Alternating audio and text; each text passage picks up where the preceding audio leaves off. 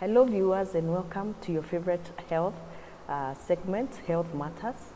My name is Sarah Nkatha, your host, and I welcome you to enjoy the program with us. Today we are talking about rehabilitation, and as we learned in the last program, it is important to take our people for treatment whenever we have people with mental breakdowns. And now today we have such an interesting person with us that is going to discuss rehabilitation and what it entails. I would like to welcome him to greet us and to tell us his name and what he does. Karibu Kip. I'm Kiprotich Bosben Robert, an addiction professional and a psychologist. I work in a rehab, Methodist Treatment and Rehabilitation Center in Meru at Kaga. My key role there is actually trying to help those people who are struggling in one way or the other with addiction, all forms of addiction, the chemical addiction and the non-chemical addiction. That is the key role at the rehab center. Thank you.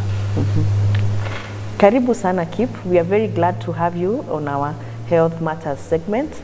I would like to start you off with a question. Right. Tell us what working in a rehab is like in a day, you know? When you get into work, what is it like? Yeah. It's an interesting question indeed. Yeah. Rehab, our setup is an inpatient program whereby we have our clients there. I board there with them. So my day-to-day activities as I wake up in the morning, I go around checking them on their dormitories, seeing how they spent the night. After that, we go at around 8:30, we assemble as colleagues, checking now on ourselves, how our night was and if there's any issue. After that, now we assemble colleagues, the staff, plus the clients, and now we do a morning assembly, whereby we look at, we get to hear them, how they spend their night, if they have any questions, any challenges, we pray together, yeah, and after that, the program picks. We start the day now. After we've done with the first segment, we move now to taking a break. Of course, we take our tea. Then after that, we start our classes. That is the one-on-one session.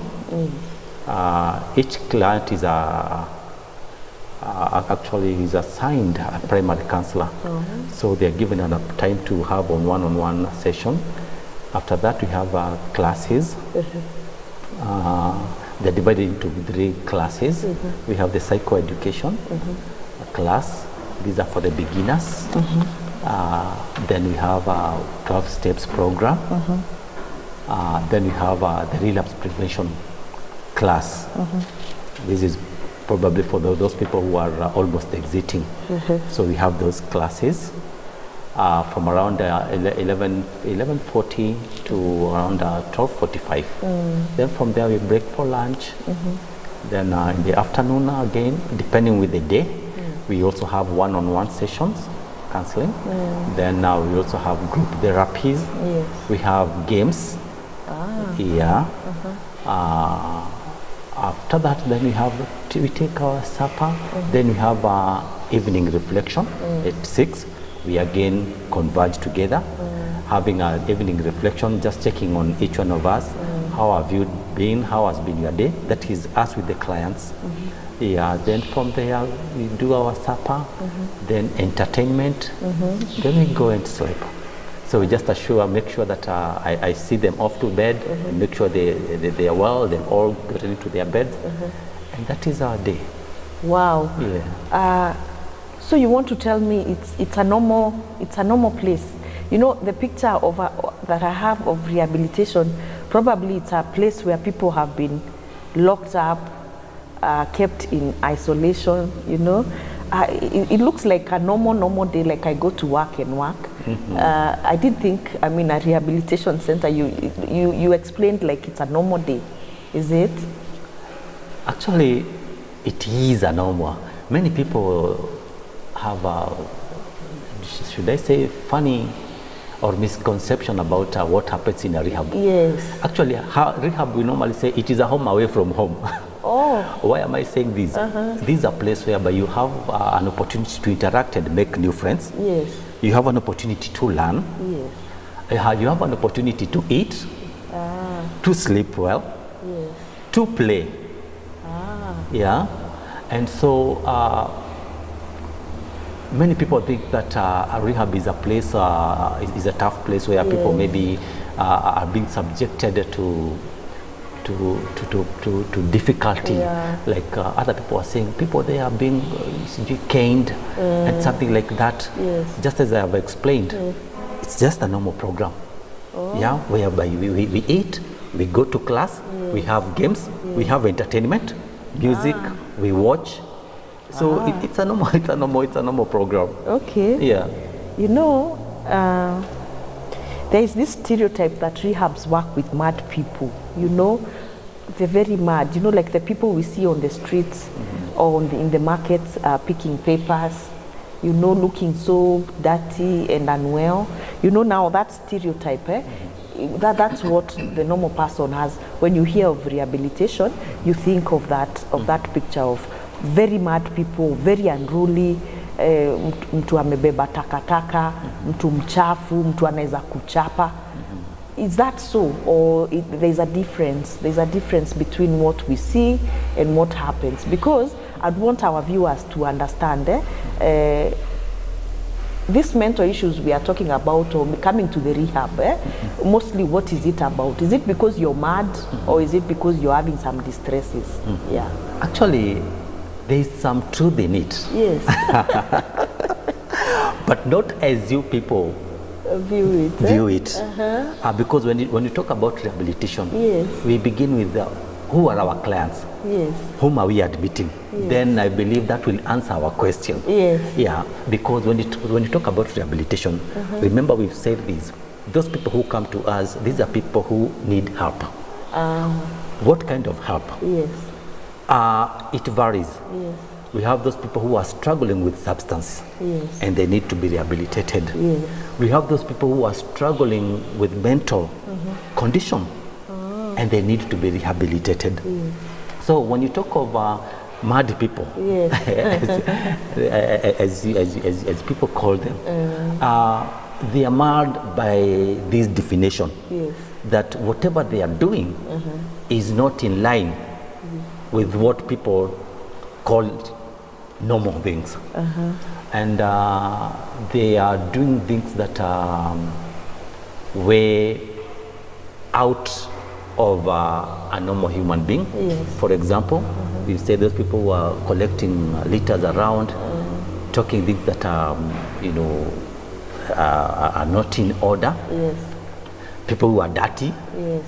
People who are hearing voices, talking to themselves. Those are the characteristics of a mad person. But again, from our side, when you have such a person, that might be a sign, a symptom manifestation of an underlying mental condition. Or it can be an effect of a substance. For example, if you take something like maybe marijuana, you'll have some hallucination. You start hearing voices, you start seeing things, and when you hear a voice, most probably you respond to that voice. So you hear somebody telling you, "Hi, niaje, kuja," and you're like, nikuje. And when a normal person sees you communicating to no one, they'll be like, "This is a mad person." But you see, it is as a result of an effect of what you've taken. So when you have such a person, we'll admit him. So outside there, you'll term this person a mad person. But to us, it is a client manifesting these symptoms. So to answer that question, we don't admit mad people. We admit people who are suffering and they are manifesting some behaviors that are not or in line or okay with the general population. Okay. Yeah. So what you're saying is that anyone can come to a rehabilitation, or how now do we identify a client? Like in the church, at home, how do I know this can be a client? At what point do I get so that now I become a right candidate for rehabilitation? It depends with what service are you looking for. Yes. For example, when you talk of somebody who is being rehabilitated because of a mental condition. Let me talk of maybe MDD, the major depressive condition. You find that this person, for him to qualify to be a candidate, he or she must have exhibit some symptoms. Yeah. For example, withdrawal from people, not eating, less active. So we have the mood disorders. And let me clarify these so that our viewers may understand better. You know, we have mood disorders, and those are the likes of stress, depression. Those are mood disorders that and a person can be admitted because of that. And we also have anxiety. Anxiety, that is another category of mental illness. Okay. Then we have now the substance use, and we have now the psychotic. Now the psychotic, these are the likes, these are severe, these are the likes of schizophrenia. The ones we call mad people. These are the extreme. Those people are violent, they're violent, they don't care about themselves, they can cause harm to themselves. And for one to qualify to be a candidate is when things have started going overboard. For example, we say we have what we call we say mental health is a quantum of 3. We have the mental health, the mental problem, and the mental illness. Wow. Interestingly, all of us we are in the mental problem quantum. What do I mean by this? Mental problem is that anybody who is normal and functioning well must be experiencing some kind of challenges in life. If maybe you are working, there is a stress coming from work, you have children, you are in marriage. So we have those stresses in life. We call those stresses mental problem. So that one is there in everyone. But now the problem comes in, how do you handle this mental problem? If you can handle it well, then that moves you to quantum 1 of mental health. Yes, you're having a problem, but you can handle it well. It doesn't affect your day-to-day life. Then you move to quantum 1. You say you're mentally healthy. Then you have this person now who is experiencing the same pressure. That is mental problem. But now because he's not good in handling this, it overwhelms him. And it makes him now move to mental quantum 3, which is mental illness. For example, we talk of depression. Depression is accumulated stress. So stress, we all have stress under quantum 2. But if you don't handle it, it accumulates. Then you move to quantum 3, which is mental illness. So for us to identify who is the right candidate for us is when you've failed to manage your stresses, and we can tell now you've moved to mental illness, to quantum 3, then you need to be with us. And when it comes maybe to substance, you find we have those people who are using, maybe talk of alcohol, they normally say 2 for the road, and they are functioning alcoholics, they drink, but it doesn't affect their day-to-day life. We say at that point, they are not our candidates. But when they go overboard now and it starts affecting their way of life, it starts affecting their work, maybe their school, and all this, is when we say now that this person needs our help, and now he can be admitted. Oh, okay. Now, with that information, I've understood that we all can have issues. Let me talk of the workplace, where now we are getting all these stresses in the family front, where we have a lot of stresses facing us. The economic times are also not very easy. So you want to tell me, with the rehabilitation centers, can they benefit us even for a normal person when you feel you're under a lot of pressure to come and at least be heard, or you get a solution for this kind of stresses? Does that mean we can also come? Is it everyone who can come? Let's say people who work for government and other organizations. When you feel you're too much under pressure, can you come and get help? Exactly. And we really advocate for that. Let us not wait until things go overboard. Should you feel that, hey, somehow I'm getting overwhelmed, it is good to seek help early. So we really encourage people, whatever you feel like, well, I cannot handle this, I need someone to share, kindly come. So it is an institution, not for the sick. Actually, we work on two. We work on preventive and also the curative, and we encourage more of prevention. And just as you mentioned, we all have stresses, but should you feel like things are not working for you, kindly just walking into a rehab, and you'll be assisted. We also have the outpatient services. Good to mention this. Exactly. So it's not necessarily a must that you're being rehabilitated. So you can come in, you can check in for an outpatient, and that one normally happens for those people who are not severely affected. Like, you know, you have the depression, you have the major depression. So if you're sensing you're on the early stages, an outpatient program would work. So just check in, and you'll be assisted. Then now, this leads me to this very interesting question. How do we reduce this stigma of thinking if you go to a rehabilitation center or a wellness center, you're crazy, wewe kichwa imeruka, that to knowing that it is a place for us to get help, and anyone can need help.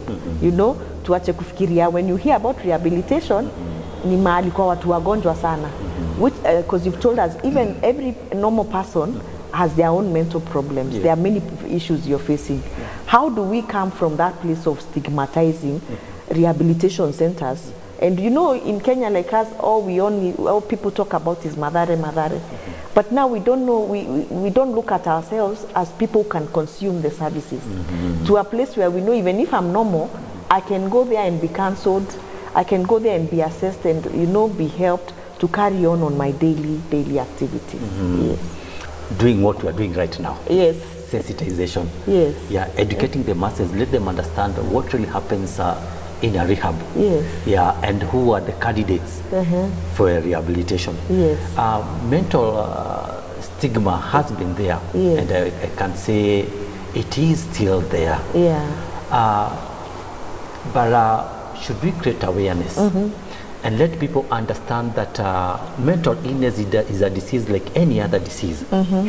And if you are sick, for example, if you are diabetic, we say, you know, you are diabetic and you'll be taking medication for the rest of your life. Maybe you are on insulin injection, and we say that is a normal way, and no one sees that as a big deal. That is the same way we should see mental health, and treat it that way. When it comes to stigma, thank God, at least even the government have come to acknowledge the need for giving mental health the weight it deserves. And people think of when you are taken to a rehab, it is because you are mad. But let me tell our viewers that rehab, let me say, is an hospital. Is an hospital where you go there and seek services, and you'll be treated depending with your case, with what you are presenting. and it is a conducive environment that has really helped many. Yes. And the worst stigma is not even what is coming from outside people, is what is coming from you.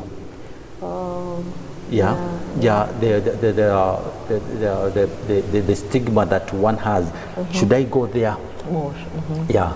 How will people see me?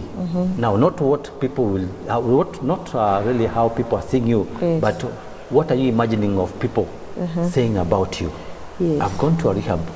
People will take it that maybe I'm not okay. I'm not okay. Yeah. But going to a rehab, it is you know who understand you. You understand yourself and you know the type of help that you need. Yes. Yeah. So stigma, we still have a long way to go. There's a long way to go. To break it. And people associate rehab, just as you mentioned, madare with mad people. Yes. But let me tell you, it's not a place for mad people. Oh. These are people, these are our loved ones. Yes. Who are struggling or suffering, and they need help. This reminds me of I had a client. Let me just share this briefly. The mom and the dad separated. Yes. And now we had this son who was becoming unruly. Yes. And the dad was like, no, this is too much. The guy was, drinking. Yeah. Everything, selling everything and all. And now the dad was like, now let me take this son to a rehab. Now since the mom had separated with the dad, the message got to mom that the son was taken, has been taken to a rehab. Yes. The mom became mad. And she was like, now you are killing my son. Yes. My son is going to be tormented there, to be tortured there. Yes. Now, kindly God, where did I go wrong? What are you doing to my son? And in our facility, we normally have a program, we call it a family day. Oh. Yeah, we call all the family members. Yes. And the loved ones to come together. We share together our experiences. We eat together. So we invited mom and dad to that client. And when the mom came, she was shocked. Yes. Actually, what she thought a rehab was completely opposite. She found a serene environment. Yes. People were happy. People were healthy. The son was doing well. Actually, during that day, we normally have a sermon session. Yes. It was that his son who was preaching. What a coincidence. And she was like, oh my God, God forgive me. Aki, I'm sorry. This is not what I was thinking rehab is. And if this is the place, I would also plan. I would wish to come here and stay for 1 week because I also have some issues. Let me come here for 1 week and also just relax. Yes. So that is debunking the myth that people have about a rehab. Yes. So not until you get there is when you will know that rehab is not really for a place for mad people, but it is a home away from home. A home away from home. So before we go to break, I'd want you to explain to us. So it is important for us to have these rehabilitation centers with us in our communities. So we should not view them like a place that is not for us. We should view them as a place that is there to sort out our issues, and we should also warm up to the idea of going there to get help. You should. I would want you to talk to us into understanding that rehabilitation centers are useful for us. Are they or are they not? Do you think they are necessary for us as a community? Not necessary. This is a must thing. And I must say this. I normally like saying this. We know that as human beings, death is always with us. Yes. And we normally say when someone has died, we need to give someone a decent send-off and all this. Yes. Someone was involved in an accident. Yes. And basically she was deformed and all these. And we are like, we need people who will work on them, so that we give them a befitting send-off. Yes. They will do clean them, and so we have these the morgue attendants. Yes. They're doing a good job. Yes. Yeah. And so we need them there because they're offering a good service. Yes. So the same case with rehabilitation. Yes. because we are having a mental breakdown, we are having these addictions and all this. These are our loved ones who are struggling. Where are we supposed to take them? Yes. That is the question. Because these are people who are sick and they need help. They need help. Where are we supposed to send them? Now, these rehabs, they are supposed to be in our community. Yes. Yeah, and it should be accessible. That's my prayer. And affordable. And affordable. Yes. Yeah, and because you have the different levels of care, you'll be attended to according to your need. Yes. Yeah, so this rehab, and let us understand, it is a place for anyone. Yes. Don't wait until you're so sick. Yeah, you're so sick. Then you come in for an admission. You can check in when you still have, energy with you. Yeah, for debriefing. Yes. Yeah, for counseling. Yeah, to prevent you from things from spilling out. Yes. Yeah. Okay, viewers, we will take a break right now. What I would like from you is your views. There is a number on the screen. Kindly speak to us, talk to us. Tell us what other questions you'd like us to ask our guests. Kindly involve us. Send those questions, ask them, tell us your views, tell us also other topics that you'd like us to keep talking about. This topic is very interesting, and as we come back, we'll continue hearing the process of rehabilitation, how long it takes, and what are some of the programs that they do. Welcome back, our viewers, to continue our rehabilitation topic. It's very interesting to learn that with us, we need these places to be able to work on us and to counsel us and to keep us moving a day at a time. It's a service that is necessary for the community. It's a service that is necessary to keep a healthy people for the nation. Now, on to our next question. I'd like to ask our guest, what happens when a sick person now, let's say someone with mental distress, or someone, let's say a colleague at work, when we bring them to you and probably they are depressed, take us through the steps of what happens when we finally come to your reception and get in, when we reach the hospital. Tell us what happens. When you get to our facility, we have a triage room. Yes. A triage office whereby someone is taken in, and we do an assessment. Yes. This an assessment is done to say whether this candidate fits to be with us. Yes. Because in a rehab centers, we can have cases whereby there are cases that we cannot handle. For example, you have someone who is maybe assume you're bringing someone who has a mental condition and has an underlying medical condition that needs to be attended. Yes. Yeah. During triage, we will first recommend that he be taken and being attended to for that medical condition. And once he has stabilized, we can have him or her back for rehabilitation program. Yes. Again, during triage, these help us to understand the severity of this client and the needs of this client. Yes. Yeah. And these, it will help us to weigh and see whether we can be in a position to help this client or can we refer this client. Yeah. So we have some tools that help us to check in a client, and if you qualify to be admitted, we check you in. Yeah, and we start our program. So there's the assessment. There's the assessment part of it. So now after the assessment, you admit them, and now the treatment starts. Yeah, exactly. How long does the treatment take? The treatment varies, but we normally say we have a standard duration of 90 days. That is the standard duration of 90 days. But to others, you find even after the 90 days, someone has not fully recovered, and you cannot send this person back to the society. To the society. Yeah, so we are forced to extend until he recovers. Yeah, but a minimum of 90 days.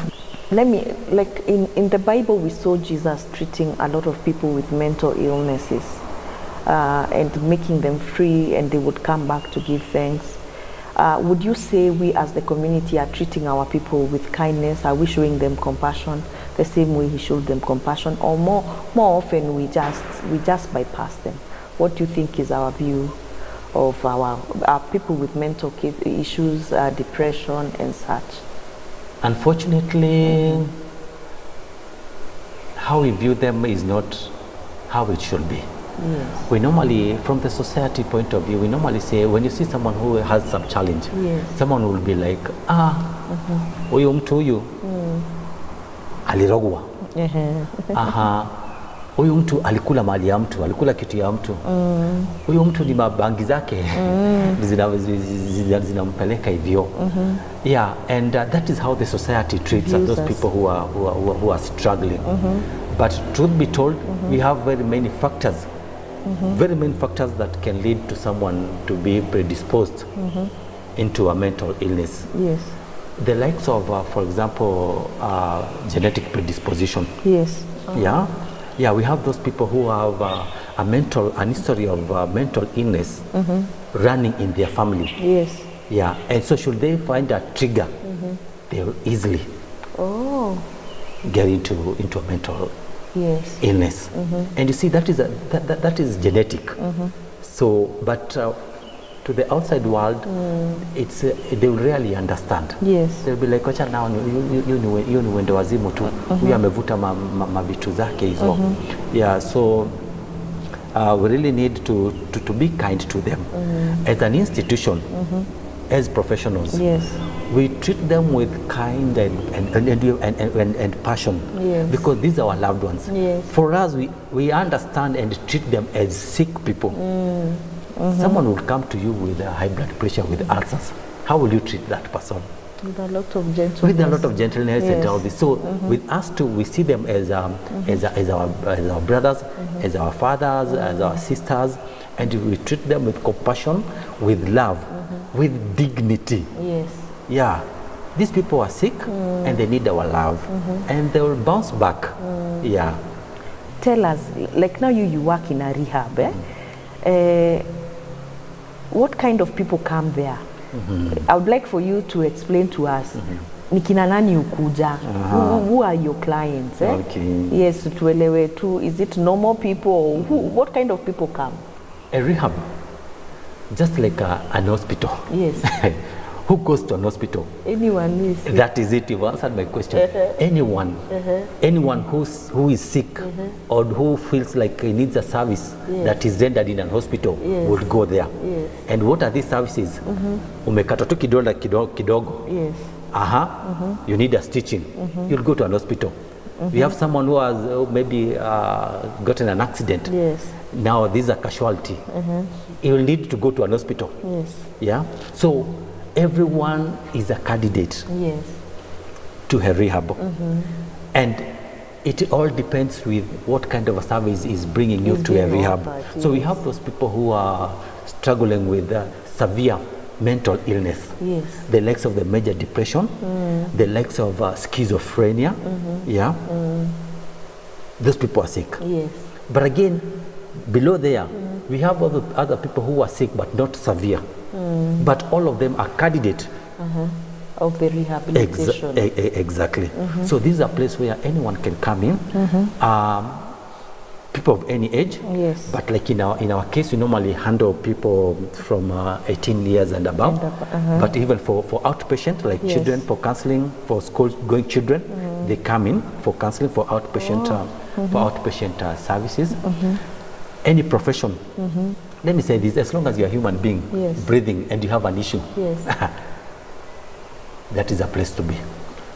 You people now, let's say in the Methodist Rehabilitation Center in Kaga, where you work, right now, what kind of patients, which professions, do you have normal people there, different professions, or who are your patients right now?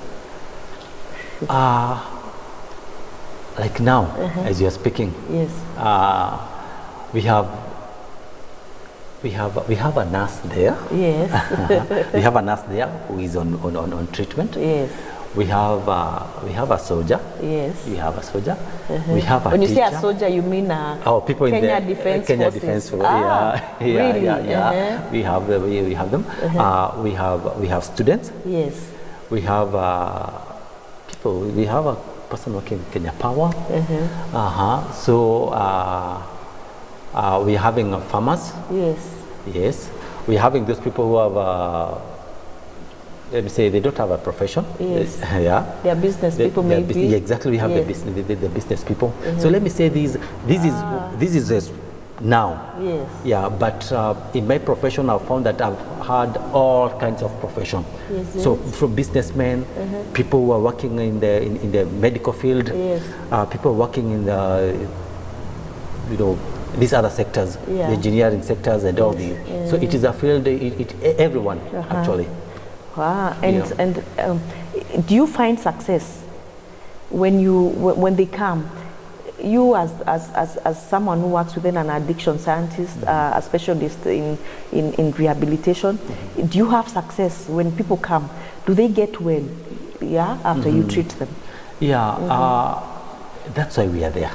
Why not for the success stories? Yes. We could have closed that. And actually, I want to be in service because what service will I be rendering if there are no success stories? But beside that, I must say also, beside the success stories, we also have some relapses. Yeah, it is interesting that we have those guys who check in, we attend to them, and they make it, they bounce back, and they become active and useful to the society, and they never go back.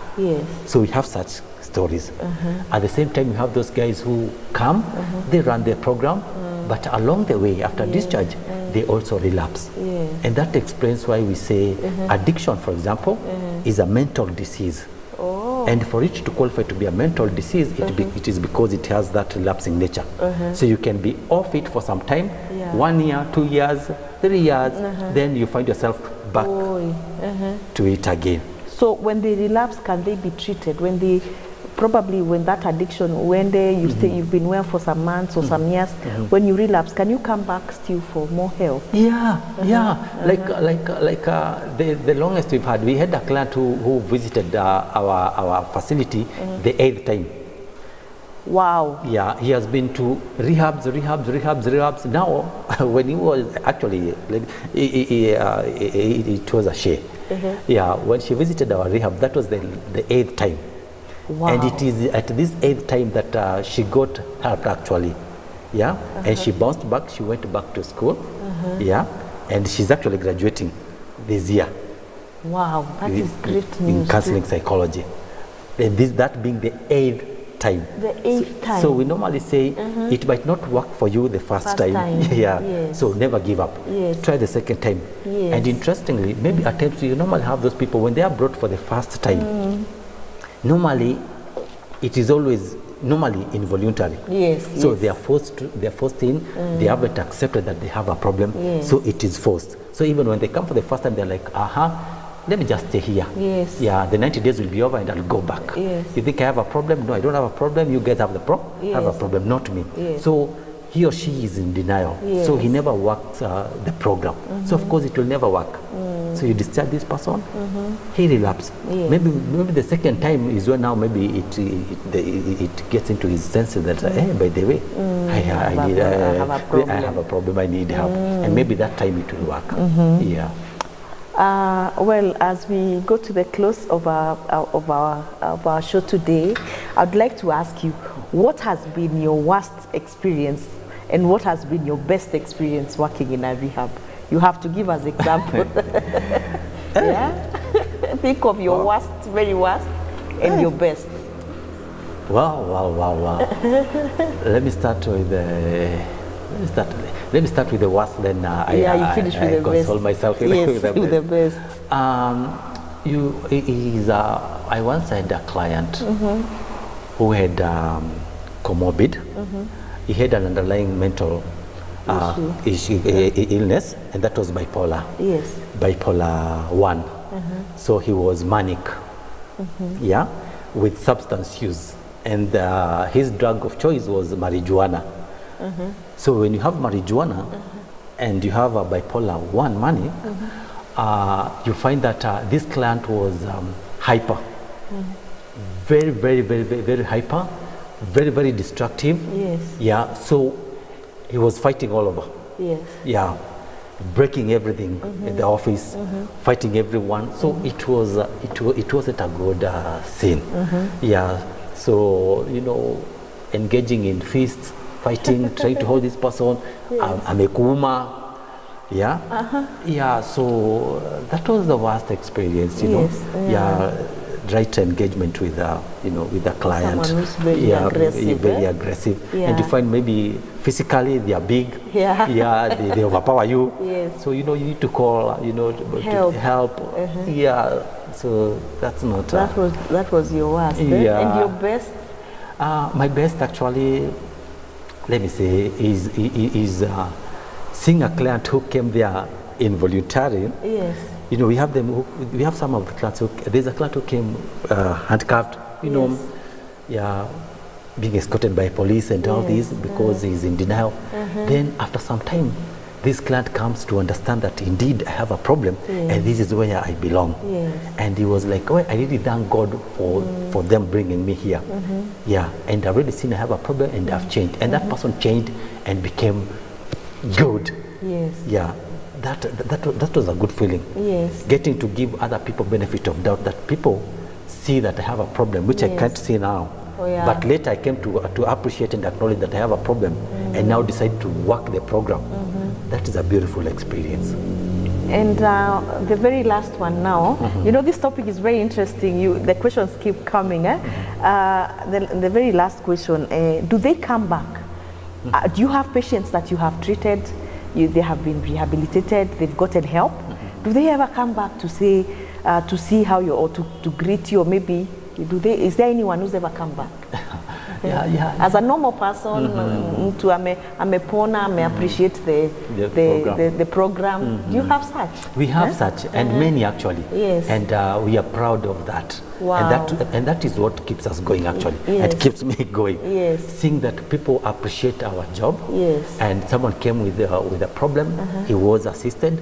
They normally come back to say hi, and also to encourage others that they were once just like them, and they overcame, and here they are as a living testimony that here I am, and I'm doing good. Yes. They normally come. Wow. And again, we normally have what you call, during that family therapy, as I mentioned today, earlier before, family day, we normally invite them to come and celebrate with us. Yes. We normally have cakes, and we celebrate 1 year in sobriety, 2 years in sobriety with our alumni. Yes. So we normally invite them, and they come. Yeah. Wow. And others do just come in, wherever they are around, they just come and check in, to say hi. Yeah. That's all. They just come to say hi, and that's all. So in the end, we have seen that rehabilitation centers are necessary for our community. They are necessary for us, and we really appreciate even that the government has taken mental illness and seen that our daily activities give us a bit of stress, and it is good to go and debrief, to go and talk to professionals who can help us relieve our stresses and finish them. So finally, Kip, I'd like you to tell us your parting shot as we finish this program. We are all candidates to a mental illness because we are all in medical under mental problem. Yes. So let us be wise enough and be watchful so that we don't move to sphere 3 of mental illness by speaking out. Yes. When you have an issue, kindly learn to speak out. Yes. And for you, when someone is reaching out, kindly be kind enough to listen to this person and offer appropriate help. And if you cannot help this person, kindly refer this person appropriately. Yes. Yes. And then the issue of stigma, kindly let us understand that mental illness is a disease like any other disease. Yes. Let us handle these people with love, with compassion, and accord them necessary support. We thank you so much for watching our program today. Very interesting topic. and great insights that we are learning from this. Our time has come to an end. However, we have learned so much. We thank you so much for coming to share with us. Please continue sending us your questions, your views on the numbers on the screen, so that we are able to answer your health questions. God desires for us to enjoy our health and to enjoy our lives, because He is a good God to us. Thank you so much.